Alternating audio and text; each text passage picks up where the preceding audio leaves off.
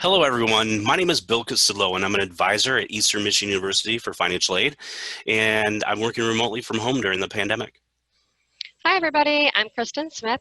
I'm a manager at Service EMU and an advisor at Eastern Michigan University. I'm also working remotely during the pandemic, and I'm in the office a few days a week as well. Excellent. And we'd like to welcome all of you, whoever you are and wherever you're from, and thank you for taking the time to spend some time with us to find out more about the financial aid process. If you're new to the process, like a family going through this for the first time and are a little nervous and maybe a little bit overwhelmed at the same time, Chris and I will be the first to tell you that we completely understand. Yes. Yeah, and that's why I want to take this time to run through some basic information about how to prepare and what to expect when filling out the free application for student aid, the FAFSA. We're going to give you some basic information, and you can view this at your convenience. And typically this is the time of the year where we're out in the community actually doing this in person, interacting with many interesting families who are maybe excited, but also maybe a little bit anxious at the same time. The coronavirus obviously has prevented us from getting out into the community in person. And let's be clear, we're a little bit bummed about that because we do like those personal interactions. That's one of the great benefits of our job. But we kind of are going to seize this opportunity to maybe hope that this format will allow us to reach more people and get our message out there. Yeah, so feel free to watch this presentation at your own pace. You can start it, stop it, go back to certain parts if you need to. Watch it as a family if you can. Watch it with your student.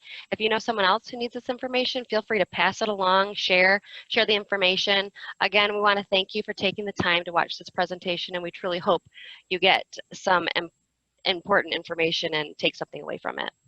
Excellent. And with that, let's just get right into it. All right. This is Funding Education Beyond High School, the Financial Aid Basics. Okay, Funding Education Beyond High School. Here we go. And again, let's do an introduction. My name is Bill Casillo. I am a financial aid advisor at EMU. And I'm Kristen Smith, an advisor and a manager at Service EMU. Great. So basically, the question a lot of you were probably sitting back and thinking, what are we going to cover today?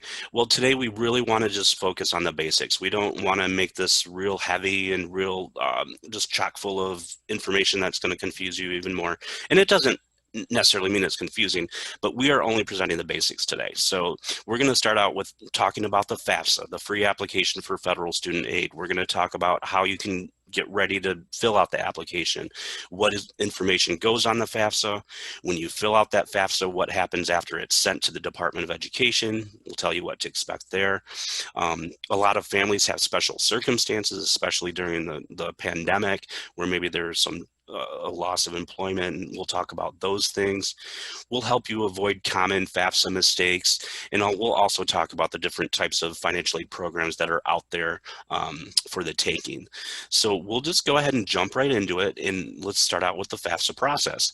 So as you see on the screen here, each year the government provides more than $150 billion in different aid programs. That includes gift aid like grants, also includes employment opportunities for students known as federal work study, also loans. There's a misconception that loans are not considered financial aid, but they do help pay for the investment of going to school.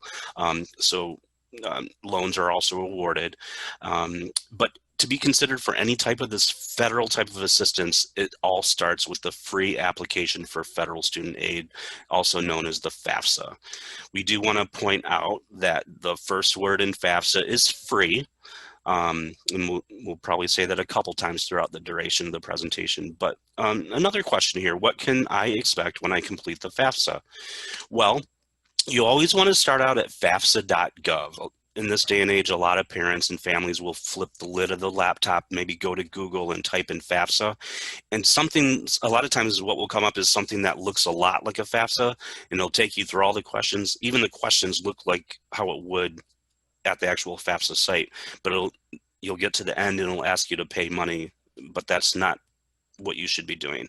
The FAFSA is designed to be free. It always has been, always will be. So you can either go to fafsa.gov directly or go to the launch page known as studentaid.gov, which will also allow you to start your free application for federal student aid. Also keep in mind that you have to submit a FAFSA annually. Mark your calendars for October 1st from here for the next 4 years. And know that you have to actually submit that annually, and that's based on the prior year information. October 1st is, again, it's the day that it comes out every year. And what we mean by prior year, like for the 2021-2022 FAFSA, which if you're a senior student and family who are starting school in the fall of the 2021 semester, your FAFSA is going to be based on the 2019 base year, and that's prior year. And the reason it goes back that far is because it better aligns with the start of when colleges are starting their admission season. So that way it helps families shop financially a little bit better with getting financial aid offers in the mail, scholarship opportunities and things like that. So that's why it goes off the 2019 base year. Keep in mind that the FAFSA, some schools won't consider you for any merit-based scholarships until you've completed a FAFSA. So even though you think you may not qualify for federal financial aid, it's always a good idea just to fill one out just in case. Always err on the side of caution and fill out a FAFSA no matter what your financial strengths or limitations are, okay? So there are a couple different ways you can fill out the FAFSA. It used to be that you would fill out a paper FAFSA. This was way back in the day. I believe they've eliminated altogether, or almost completely altogether, the paper FAFSA. And here in 2020, there's an app. Of course, there's an app for everything now, but there's also a very good one for filling out your FAFSA. It's called My Student Aid mobile app, and it allows you to begin, complete, save, and submit the FAFSA online through your phone or tablet. And your information is protected the same as it would be if you used FAFSA on the web. I did mention that FAFSA on the web is studentaid.gov. That's where you would actually go to fill out your application online. But this mobile app allows you to do it right on your digital device. And you can use a digital signature, and then also a confirmation of FAFSA submission is available to you by using that format. And obviously, as with any app, you can download on the App Store or at Google Play. It's there. But relax. This is what we like to tell students and families. A lot of people get bent out of shape, and it's for good reason. It can be a little nerve-wracking to fill out a FAFSA and kind of navigate these waters known as the financial aid process, but it's really designed to be simple to fill out. Through the years, it's progressively gotten easier and easier with pull-out menus that show you which line of your tax return to look at.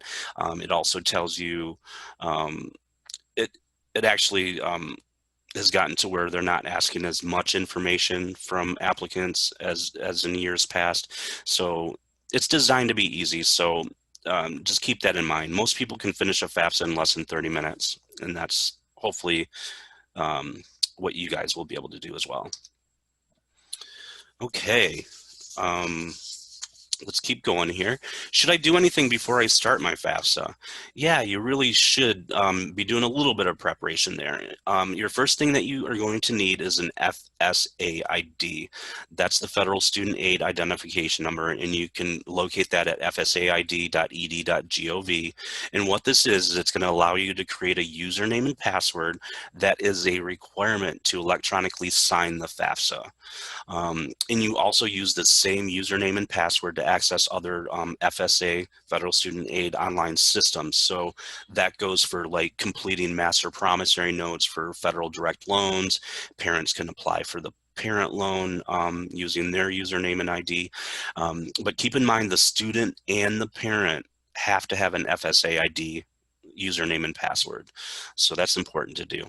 You can actually do this in advance before you do the FAFSA, but you can also do it at the same time simultaneously to where you can complete the FAFSA and then do the FSA ID piece at the end. Me personally, I like to have that information going into it. So it's just a complete breeze to fill out the FAFSA that way. What you also want to do is gather your information. If you're, going to be sitting down at the kitchen table or coffee table, whatever you're going to be doing, make sure that you have your social security number with you. A lot of students don't have that memorized. They will soon learn that they will eventually have that memorized, but make sure you have your social security numbers written down. You have all tax return or federal tax information from 2019. This includes your 1040, which is the tax return schedules, like Schedule 1, Schedule 3, that show different information that the FAFSA will require. Any W-2s from all jobs worked, et cetera, et cetera. And make sure you just have that at the ready because they will ask for that on the FAFSA. Alien registration number, obviously, if appropriate, you would want that. The FAFSA is going to ask you about untaxed income as well, so make sure you have records of that. And it's also going to ask for cash savings and checking account balances at the time of filling out the FAFSA, as well as other investments. Investments does not include the home in which you currently live. That's a common FAFSA mistake too, so make sure you do that. And those last two things, those are things that are recorded at the time of the FAFSA completion. Okay, so here's a tip for you as you are preparing for the FAFSA. I like to tell everyone to keep a folder, that just to have everything in one spot. So like your FSA ID, username and password, that is one of the biggest problems we have when we go out into communities and high schools and help parents and families and students fill out their FAFSAs is the FSA username and password. We can't help you remember the password. We don't know your challenge questions. So it's good to have that all in one spot, have it written down. Also keep tax documents for whatever, like 2019 tax records, have that, because it may be that the school asks you for that documentation. We'll talk about verification coming up a little bit, but it could be that the school wants some of that information to verify the accuracy of the FAFSA, and you want that at the ready in case the school needs it. Also, college correspondence, keep in there. You're going to be starting, like, depending on the number of schools that you are applying to and filling out a FAFSA for, you may be getting award offer letters through the schools that you might want to keep just in one spot, scholarship information. But we just caution you, while this is a convenient thing to have and help you navigate the process a little bit, you want to make sure that you keep it safe and protected just to avoid identity theft. And that's kind of a no-brainer during these times. So, all right. Well, I'm going to pass it off to Kristen. I've been talking quite a bit here. Kristen, you can go ahead and go next. All right. So what will you need to put on the FAFSA? You're going to need some information from your parents and student, and then the household information.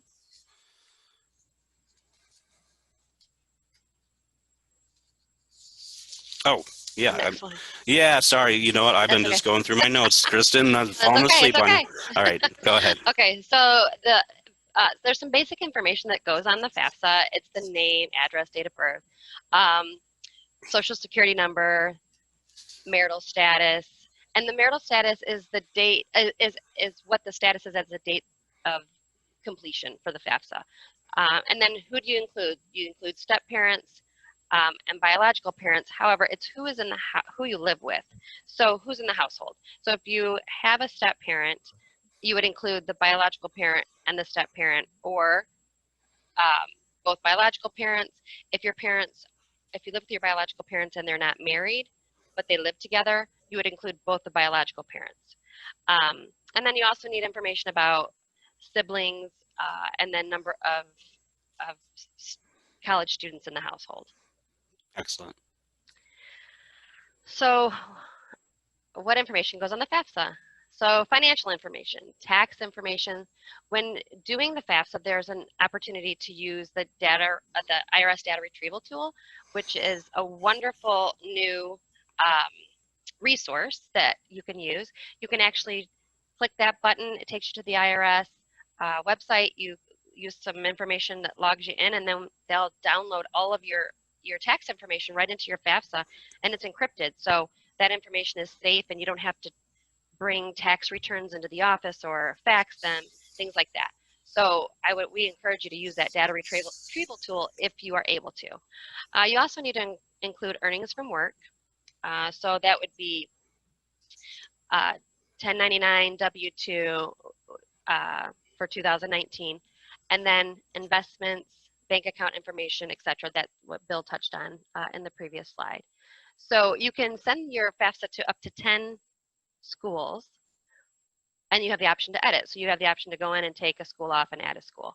And then you'll also need to indicate what your housing plans are if you're going to be on campus or you're going to be commuting from your parents' home. There's an off-campus option, and that's for students that are upperclassmen that may be living in an off-campus apartment. What happens after you submit the FAFSA?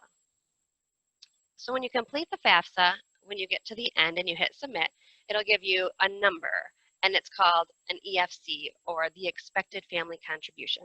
So this number is calculated when through the Department of Ed, and it takes into consideration the household size, the number in college, income, assets, retirement, savings plans, things like that. The application data, then that EFC, that's sent to the schools, and then students receive offer letters from schools based on that EFC. That EFC determines need also, so that's how you can get some of the need-based scholarships work study. Sorry about that, Bill. Okay. What if my financial aid situation changed since 2019? Oh, I think I may have advanced the slide just a little quickly. Yeah, see, this is the luxury of working from home. All these technical little snafus, but anyways, did we finish No, that I one didn't. slide? Okay, Okay, so sorry about that. that's Go okay. ahead. So Go ahead. verification. So schools may request additional information, and Bill touched on that when he said verification. So verification is when the Department of Education, when they look at the information that a student and their family has provided, if they see some things, some common mistakes, because they do auditing from previous years and see what are the most common mistakes that students and parents make, and they request information if those mistakes happen,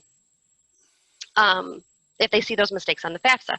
So when that happens, they require us, institutions, to request tax returns, but if you did the data retrieval, then you don't have to turn those in. We automatically get that information.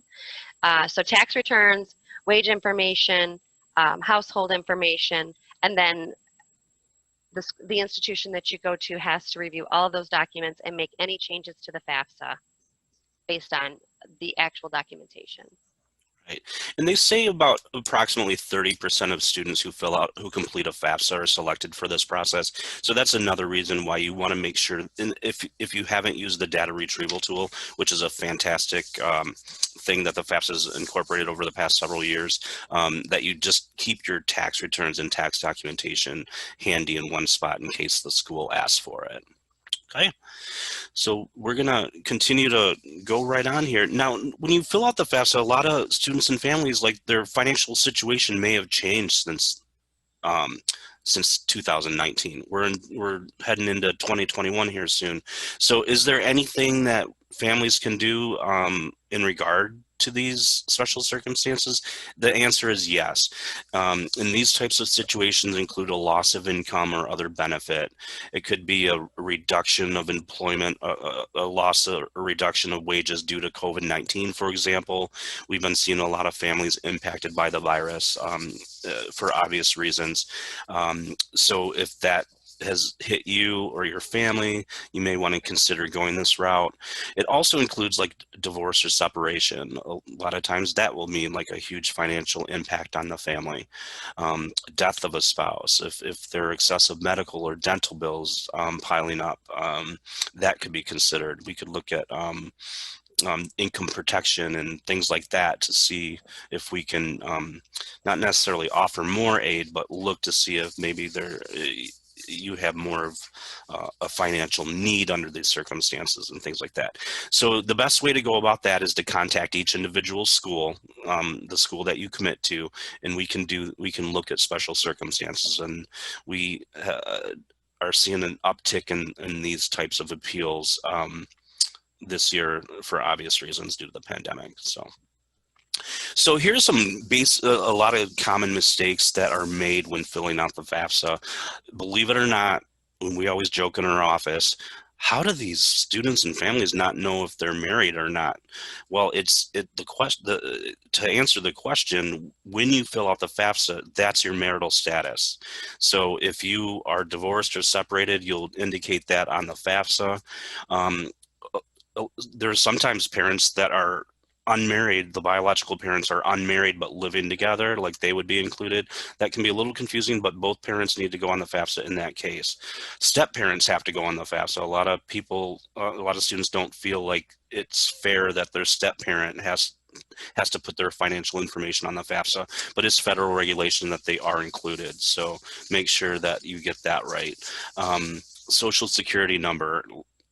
We know that a lot of us can probably type 50 words per minute or more, or put out a mean text in record time, but make sure that you're looking at your fingers when you're putting in your social security number, because if you get that wrong, it's fixable, but it kind of makes you spin your wheels for a little bit. So make sure that you're doing that correctly. Um, we've also been seeing a lot of students who may be filling out the parent section for themselves or vice versa. So make sure it's very specific. The FAFSA will ask for student information. It'll also ask for parent information. Make sure that you're looking at what information you're supposed to be putting in there. FSA, I mentioned this before, FSA user ID and password, messing that up or forgetting that can also make you spin your wheels when trying to get the FAFSA completed.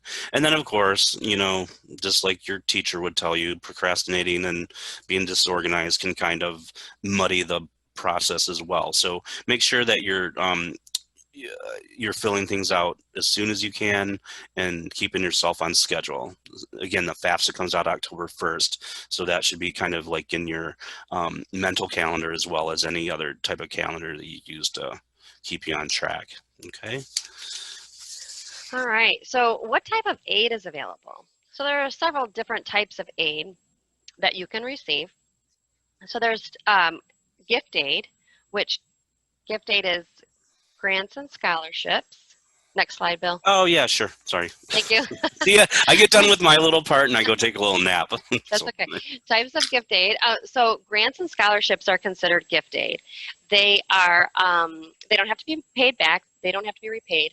Grants are typically need-based, and that's determined by the FAFSA through that EFC, or that expected family contribution. And then scholarships are typically merit-based, academic, athletic, arts and sciences, music, things like that. But some may be need-based. They may have a need-based component to them along with merit, or they may just be need-based. But they don't have to be repaid as well. They're gift aid. okay. And then work study. So work study is something that is awarded typically to FAFSAs that are filed early. That's why we really push the October 1st deadline of getting those FAFSAs filed and getting them processed, so that the school that you want to attend still has funding to award work study when they start awarding. Financial need is the financial need based is determined by the FAFSA as well, just like the grant. So that EFC would determine if you have need in your cost of attendance to receive work study. And then there's some federal loans. The federal loans, their student is a borrower. They must be repaid their loan. There's need-based and non-need-based, which is the subsidized and unsubsidized. And then they're deferred until graduation, as long as you're enrolled at least half time and you're enrolled fall and winter. Summer is not in that equation. Fall and winter, as long as you're at least half time, those loans can stay in deferment. The interest is still accruing on the unsubsidized loans, but the subsidized loans, those are 0% interest. It's subsidized by the government. So those would still stay at a 0% while still in the in-school status. And then there's the parent loan, Parent Plus loan. So the parent's the borrower, and either parent can be the borrower. A parent, biological parent, step parent can apply. That is it though. No grandparents, no guardian. They have to be a parent, a legal parent, or step parent. They're credit based. So there is a credit application. If they're approved based on credit, then the parent is responsible for the loan. It must be repaid, and there is a deferment option while the student is in school. And when completing the application, that question is in that application if you want to use the deferment option. And then there's State of Michigan programs. So there's, some of you may have heard of TIP, or the Tuition Incentive Program, or the Michigan Competitive Scholarship. Those are set through the budgets of the state, and then those rosters are sent to schools, and the student must certify as well with the state. Fostering Futures, and for the government website for more information about those types of scholarships, it's michigan.gov/MyStudentAid. All right, and believe it or not, I think we reached the end here, Kristen. Yeah, that's all that we have for today. It's real basic information, and again, we encourage you to visit this presentation frequently if you need to stop and start, and maybe reach out to a college for some additional assistance. They'd be glad to help you, whether you're choosing Eastern Michigan University, which we really hope you're considering, or choosing another school. You know, make sure that you're reaching out to the schools if you have questions. You can follow us on Twitter, and we also have a Facebook page where we put out you know, relevant information throughout the year. And you know, we'd be glad to assist you with any questions that you have should you contact us at EMU. Otherwise, Kristen, did you have anything to say? No, thank you. Thank you for taking the time. We appreciate it. Yeah, stay safe out there, everyone. Thanks for joining us.